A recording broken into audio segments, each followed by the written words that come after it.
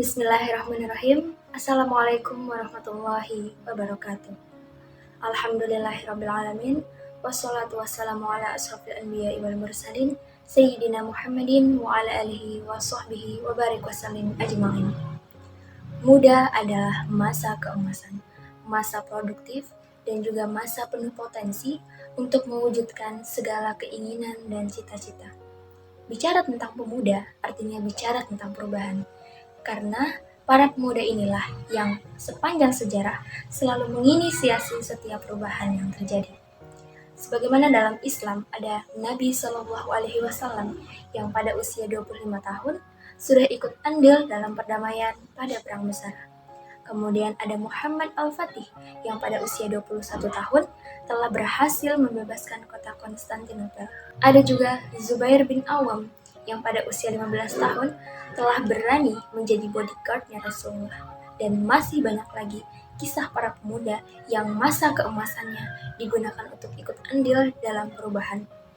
Dari kalangan wanita, ada Aisyah yang begitu cerdas dan kritis. Beliau juga merupakan perawi hadis terbanyak kedua setelah Abu Hurairah. Kemudian ada Siti Maryam yang terkenal karena kepandaiannya dalam menjaga kesuciannya. Ada juga Asiyah yang begitu teguh dan sabar dalam menghadapi berbagai ancaman dan ujian dalam mempertahankan keislamannya. Dan masih banyak lagi kisah inspiratif yang bisa kita jadikan role model dalam kesuksesan dunia dan akhirat. Begitu istimewanya pemuda sampai disebutkan berkali-kali dalam Al-Quran. Karena Allah sangat mencintai pemuda yang beriman, berakhlak baik, dan beramal soleh. Salah satu yang masyhur adalah dalam Quran Surah Al-Kahfi ayat 13. Bismillahirrahmanirrahim. Nahnu nakussu 'alaika naba'ahum bil haqq innahum fityatun amanu bi rabbihim wazidnahum huda. Kami menceritakan kepadamu Muhammad kisah mereka dengan sebenarnya. Sesungguhnya mereka adalah pemuda-pemuda yang beriman kepada Tuhan mereka.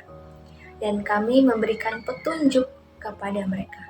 Semua contoh pemuda tadi adalah orang-orang yang soleh dan solehah yang bisa kita jadikan role model dalam bagaimana mempersiapkan planning kita di masa depan dan apa yang harus kita lakukan untuk mewujudkan planning kita tersebut. Menjadi pemuda di akhir zaman sebenarnya kita memiliki keuntungan tersendiri karena kita bisa mempelajari bagaimana kehidupan umat-umat terdahulu. Kita bisa mempelajari langsung dari kitab termulia yaitu Al-Quran maupun dari sirah-sirah. Apa yang membuat mereka akhirnya mendapatkan keberhasilan dan kesuksesan baik di dunia dan akhirat dengan mendapatkan surga.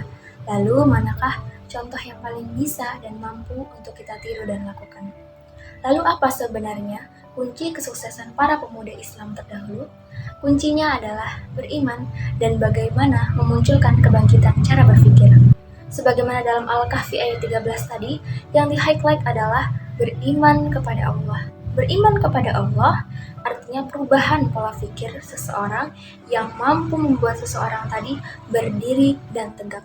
Sebagaimana Muhammad Al-Fatih memiliki keinginan, visi untuk membebaskan kota Konstantinopel, maka ia kerahkan semua yang ia miliki, resources, uang, waktu, untuk semuanya ia pusatkan kepada apa yang menjadi tujuannya.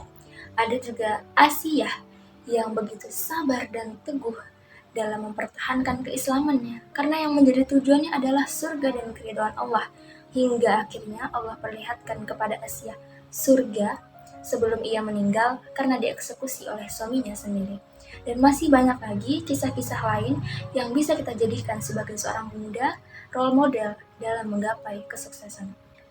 Lalu, apakah bisa pemuda tanpa iman dan Islam tetap mendapatkan kesuksesan?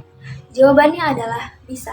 Tapi yang menjadi pertanyaan selanjutnya adalah, apakah sukses di dunia saja atau setelah selesai dunia? Karena kalau dunia saja, maka iman dan Islam tidak diperlukan, seseorang tetap bisa sukses.